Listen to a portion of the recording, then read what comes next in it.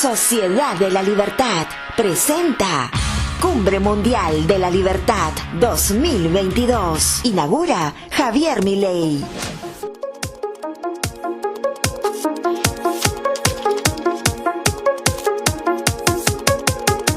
Ahora nos vamos a Uruguay. Ahí tenemos a una mujer valiente, sabia, que ha escrito muchos libros, ¿no?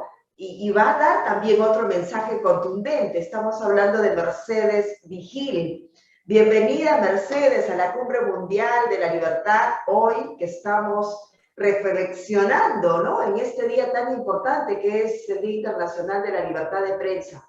Adelante con tu mensaje, Mercedes. Bienvenida. ¿Qué tal, Rosa María? Muchas gracias por la invitación. Ha sido un placer desde Milei, que lo escuchamos hoy temprano, pasando por todos los expositores.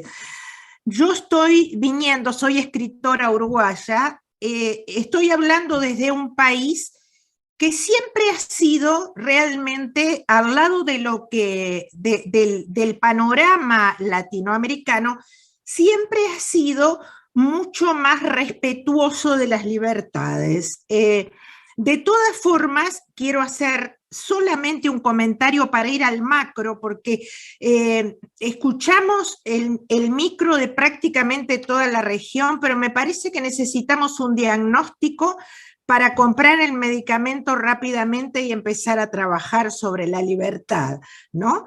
En Uruguay, hace unos meses, una médica intensivista fue denunciada ante el Consejo Médico por tuitear que en la especie humana los únicos que podían procrear eran las hembras. Esto significó una denuncia, y la denuncia no es importante porque uno puede denunciar lo que sea. El problema es que el Consejo Médico del Uruguay, que está integrado por prestigiosos médicos, recogió la denuncia y la está evaluando.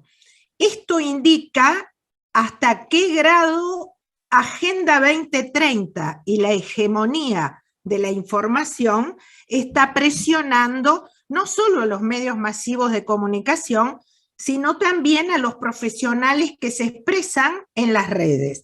Dicho esto, solamente el compañero boliviano que habló hace una hora y media nombró algo que para mí es fundamental y que los liberales deberían estudiar, porque lo dije de mañana y lo sigo diciendo ahora, que tenemos muchos economistas liberales, y bienvenido sea, pero los economistas están muy enamorados del economicismo y le han dejado la cultura al marxismo. El problema que nosotros tenemos es que durante 60 años hemos sentado en las academias y en los centros de estudio a la filosofía marxista, siendo que todos los países americanos, desde Jefferson hasta San Martín, eran humanistas. Las patrias latinoamericanas y toda América fueron sentadas bajo las bases del humanismo. El humanismo es el enemigo acérrimo del marxismo. ¿Por qué? Porque el marxismo es relativista. Y mucha gente se asombra porque en Latinoamérica y en Uruguay también, de pronto se demora en condenar a Cuba después de 62 años como una dictadura. O cuando se habla de Venezuela, y en mi país también, se dice que es una democracia diferente. Esto es un disparate, referirse así de totalitarismos tan extremos. Pero el por qué el ciudadano común en el 50% acepta esta visión es porque hemos sentado en las aulas el relativismo filosófico. El relativismo filosófico mató al humanismo. Para el humanismo, para Jefferson, para Artigas, para San Martín, el ser humano estaba en el centro de todos los desvelos de la sociedad.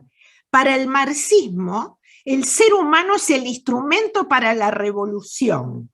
Y en las aulas americanas y en las uruguayas también, se está educando hace 3 o 4 generaciones que el niño debe crecer para destruir la sociedad burguesa que integra.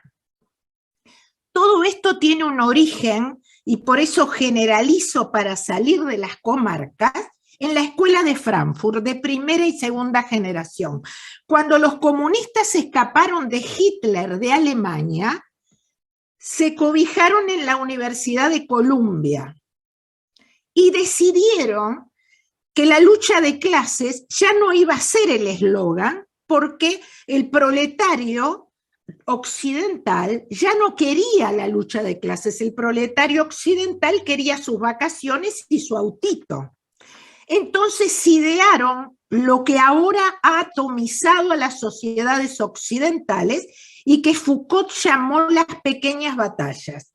Esto es, el hombre contra la mujer, el heterosexual contra el homosexual, el blanco contra el indígena, y surgieron todas las corrientes. El indianismo es marxista, el feminismo de género también es marxista. Entonces estamos llenos de ismos, el ambientalismo también es marxista. Y si ustedes miran las bases de todos estos ismos y leen la escuela de Frankfurt de primera y segunda generación, se van a dar cuenta que la base es el manifiesto comunista y el libro Teoría de la familia de Federico Engels, que resume diciendo que hay que eliminar la unidad de la familia para sustituir al padre por el Estado. Y no olviden que para Federico Engels el Estado era el Partido Comunista. Por consiguiente, tenemos que entender que sentando en las aulas de toda la América, porque la escuela de Frankfurt, hay que decirlo claro, inventó el peor invento que el liberalismo hoy tiene que enfrentar, que son los intelectuales orgánicos.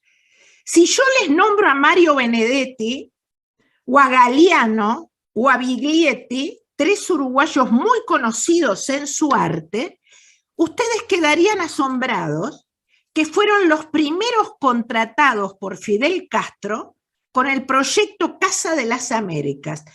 Esto es, lo financió económicamente, vivían como ricos a cambio de sembrar en cada uno de los lugares a donde iban el marxismo y el comunismo.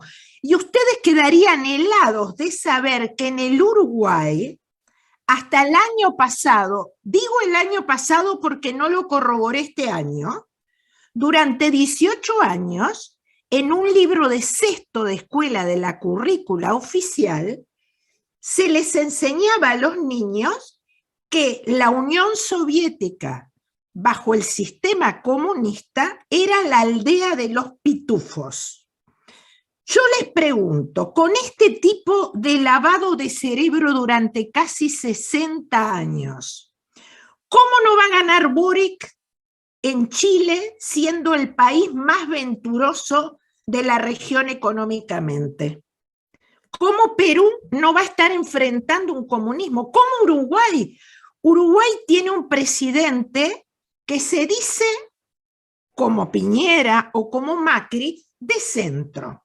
El centro siempre ha querido quedar bien con la derecha y con la izquierda y no queda bien con nadie. Y a las pruebas me remito. Pero la mitad, el 50% menos algunos números del Uruguay, ha votado a la coalición marxista. ¿Cómo es que una ideología que ha sido fracaso en todo el mundo y que tiene 150 millones de muertos y que además estamos en la era de las comunicaciones? Cuando yo era joven, alguien te contaba de Cuba o de Rusia y si no habías viajado podías dudar. Ahora, en el teléfono tenemos cientos de videos de gente escapando de países del socialismo del siglo XXI, de Venezuela, de Nicaragua o de Cuba, rumbo al endemoniado occidente, porque van a los Estados Unidos. Los cubanos no se van a Venezuela. salvo los oligarcas, ¿no es cierto? Porque en esos países se está dando, como en casi toda América, la perversidad de ciudadanos cada vez más pobres y gobernantes cada vez más ricos. Pero hasta que no, los liberales en España hicieron lo mismo, en Chile, en Uruguay, en Argentina. Cuando llegan al poder, le siguen entregando la cultura y la educación a la izquierda para que no molesten. Y entonces somos Chile, que durante 35 años mejoraron el PBI y toda la situación económica y no se dieron cuenta que en la academia, en las aulas y en el liceo estaban apelando al pensamiento mágico, porque lo maravilloso que tiene el comunismo y el socialismo es que apela a la genética del ser humano cuando vivíamos en las cavernas y aplaudíamos o golpeábamos tambores para que viniera la lluvia. A mí no me gusta hablar del pensamiento utópico, me gusta citar a un filósofo español, Eduardo Bueno, que falleció hace poco, que él hablaba del pensamiento Alicia. Si ustedes leen los discursos de Castillo, de Boric, los antiguos discursos de Fidel Castro, los discursos de casi todos los populistas latinoamericanos, ya ni siquiera apelan al pensamiento utópico, apelan a lo que Bueno llamaba el pensamiento Alicia, porque el pensamiento utópico requiere un discurso de explicación. El pensamiento Alicia es, como dice Boric y Castillo, todos van a tener una renta, vamos a darle a todos una felicidad eterna, pero nunca dice de dónde va a sacar los recursos. Ese es el pensamiento Alicia que el filósofo Bueno explicó tanto en su literatura. Entonces, hasta que los liberales no nos demos cuenta, y acá vuelvo a la libertad de expresión y de prensa, que ser periodista, y en este foro se habló mucho del derecho del periodista, pero poco se habló de la responsabilidad.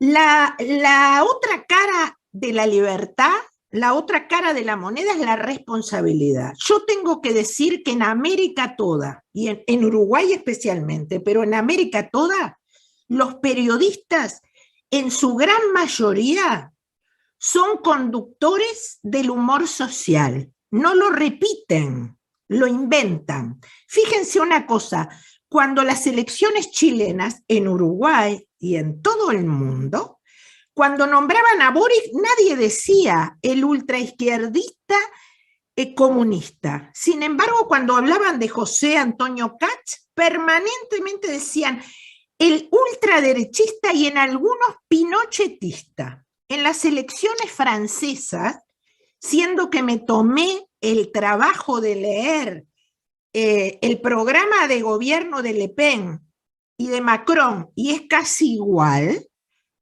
todos los periodistas enmarcaban la noticia, nadie decía el representante del Foro Económico Mundial, del Foro de Davos, porque lo es, o Macron, el presidente que endeudó a Francia como nunca en la historia. No. Sin embargo, cuando hablaban de Le Pen decían la ultraderechista, la xenófoba.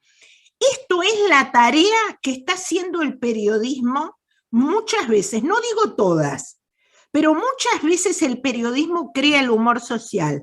Y déjenme citarle, hace 100 años, entre la Primera y la Segunda Guerra Mundial, tuvo lugar la mayor campaña de publicidad en la historia reciente, que se llamó Los Hijos de la Vergüenza. Después de la Primera Guerra Mundial, que Francia fue la primer potencia que incorporó a los soldados de las colonias africanas, 100.000 soldados quedaron en Alemania, en Inglaterra y en Francia. Y los europeos no querían que se cruzaran con mujeres blancas y tuvieran hijos mestizos. Se pagó la mayor intervención publicitaria en periódicos franceses, ingleses y alemanes para cambiar el humor social. se decía que estos morenos violaban a las mujeres europeas y por eso tenían hijos mestizos. Fueron cambiando el humor social, por eso es peligroso lo que estoy diciendo, escuchen porque es fundamental. Se cambió el humor social, esto empezó alrededor de 1920.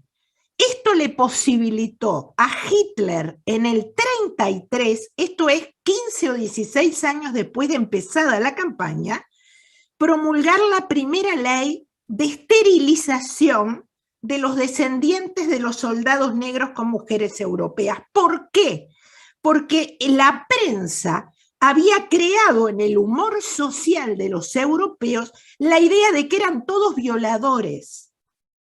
Cuidado con el poder de la prensa en cambiar el humor social, porque el humor social, como está pasando con la ideología de género, por ejemplo, y con Agenda 2030, digiten violencia de género en cualquier buscador. Cuando hay una muerte por violencia de género, se llenan los buscadores.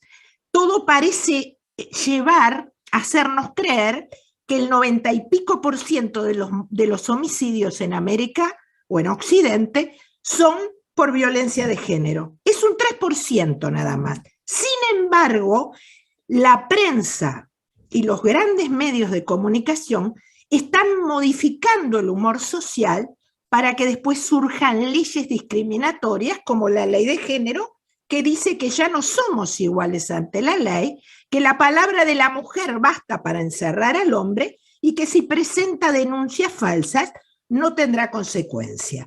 Todo esto es gravísimo, por eso me gusta en mi intervención no hablar de los derechos que son fundamentales, no hablar de las amenazas visibles. Todos sabemos que los autócratas tienden a buscar la opacidad en la información. Nadie va a dudar que Xi Jinping, Díaz-Canel o Maduro no atentan contra la libertad de prensa. Eso es visible, pero tenemos un enemigo mucho más peligroso que avanza despacito y que es ese cambio en el humor social que ha posibilitado que creamos que una ideología que tiene 150 millones de muertos puede solucionarnos la vida. Entonces, cuidado con el periodismo. Hace muchos años que yo escucho que hay que leer a los periodistas en serio para evitar las noticias falsas. Cuidado, porque los medios masivos de comunicación están en manos de 9 megamagnates. Con lo cual, esto llevó a declarar el año pasado a Carl Bernstein, que es uno de los 2 periodistas del caso Watergate, declaró que en el día de hoy el caso Watergate no sería posible porque los medios de prensa se han transformado en empresas que venden su línea editorial al mejor postor. Yo no estoy diciendo que todos los periodistas sean así, pero en mi país, por ejemplo, la mayoría de las noticias son sesgadas. Hay noticias sobre la guerra o sobre el COVID o sobre las elecciones que vienen en un marco mentiroso. Y quiero cerrar diciendo que nuestra sociedad occidental está hackeada por muchas cosas. Una de ellas es la posverdad. La posverdad es el manto más exclusivo que inventaron los filósofos franceses para no usar la palabra mentira. Aquello que hace que hasta los periodistas se suban al carro de que la noticia y la verdad, no la verdad ontológica, estamos hablando de la coherencia entre la información y los hechos que suceden. Aquello que lleva a muchos periodistas, filósofos y profesores a decir que la verdad no importa, que lo importante son las interpretaciones, es lo que lleva a la manipulación de masas que estamos viendo en todo Occidente. Gracias por la invitación y por favor, liberales, estén alerta, el economicismo es muy importante, pero la batalla cultural se gana con el logos y estamos hablando en una época en la cual la filosofía y la literatura están siendo sacadas de muchas currículas. No se olviden que pensamos en palabras. Si nos quitan el logos de la educación, nos quitan el pensamiento crítico. Muchas gracias. Muchas gracias, Mercedes Vigil desde Uruguay, aquí en la cumbre. Me ha encantado tu exposición. Sociedad de la Libertad presenta Cumbre Mundial de la Libertad 2022.